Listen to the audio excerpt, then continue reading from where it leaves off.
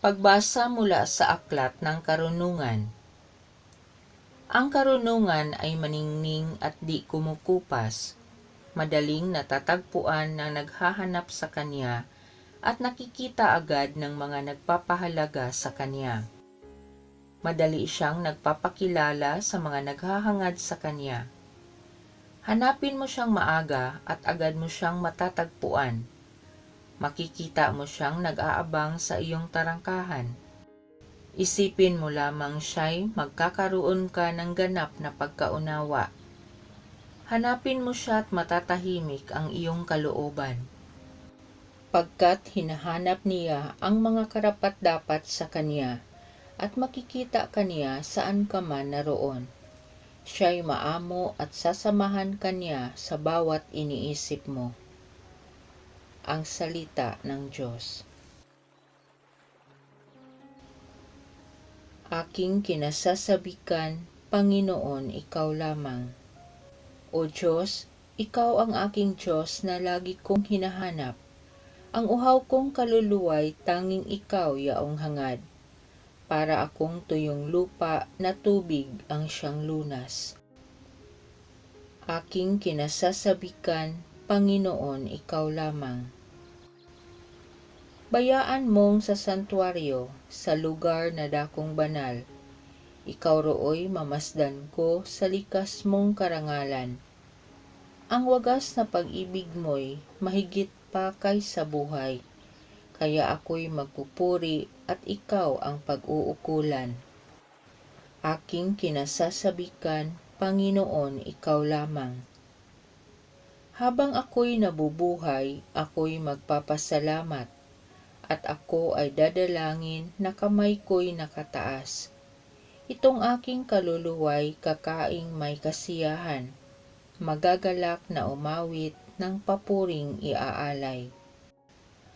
Aking kinasasabikan, Panginoon, ikaw lamang. Laman ka ng gunita ko samantalang nahihimlay, magdamag na palaging iniisip ko ay ikaw. Pagkat ikaw sa tuwina ang katulong na malapit, sa lilim ng iyong pakpak galak akong umaawit. Aking kinasasabikan, Panginoon, ikaw lamang. Pagbasa mula sa unang sulat ni Apostol San Pablo sa mga taga-Tesalonika. Mga kapatid, ibig naming malaman ninyo ang katotohanan tungkol sa mga namatay na, nang hindi kayo magdalamhati tulad ng mga taong walang pag-asa. Naniniwala tayong si Jesus ay namatay at muling nabuhay. Kaya naman, naniniwala tayong bubuhayin din ng Diyos ang lahat ng namatay na nananalig kay Jesus upang isama sa Kanya. Ito ang aral ng Panginoon na sinasabi namin sa inyo.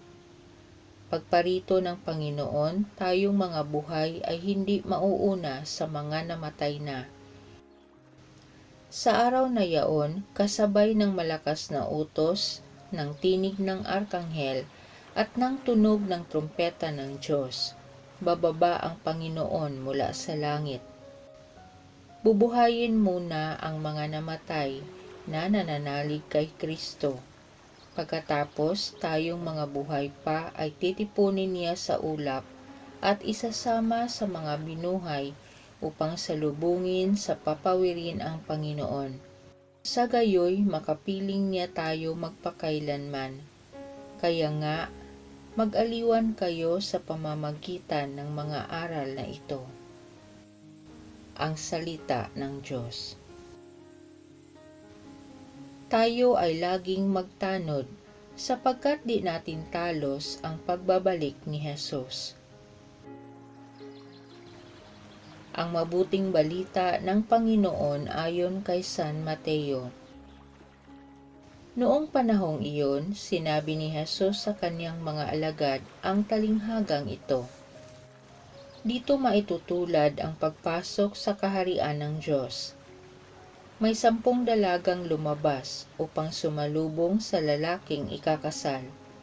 Bawat isa'y may dalang ilawan. Ang 5 sa kanila'y hangal at ang 5'y matalino. Ang mga hangal ay nagdala ng kanilang mga ilawan, ngunit hindi nagbaon ng langis. Subalit ang matatalino'y nagdala ng langis bukod pa sa nasa kanilang ilawan. Nabalam ng dating ang lalaking ikakasal, kaya't inantok silang lahat at nakatulog. Ngunit nang hating gabi na'y may sumigaw, "Narito na ang lalaking ikakasal, salubungin ninyo."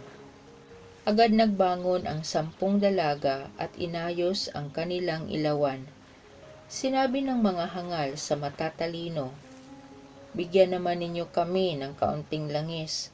Aandap-andap na ang aming mga ilawan." "Baka hindi magkasya ito sa ating lahat," tugon ng matatalino. "Mabuti pa'y pumunta muna kayo sa nagtitinda at bumili ng para sa inyo." Kaya't lumakad ang 5 hangal na dalaga. Samantalang bumibilis sila, dumating ang lalaking ikakasal. Ang 5 nakahanda ay kasama niyang pumasok sa kasalan at ipininid ang pinto. Pagkatapos, dumating naman ang 5 hangal na dalaga. "Panginoon, papasukin po ninyo kami," sigaw nila. Ngunit tumugon siya, "Sinasabi ko sa inyo, hindi ko kayo nakikilala.